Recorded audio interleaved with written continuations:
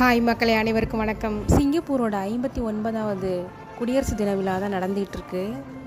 இந்த நிகழ்ச்சி நிரலில் தமிழ் பாட்டும் ஒளிபரப்பு பண்ணாங்க. அதை பார்க்குறதுக்கும் கேட்குறதுக்கும் அவ்வளோ அழகாக இருந்தது.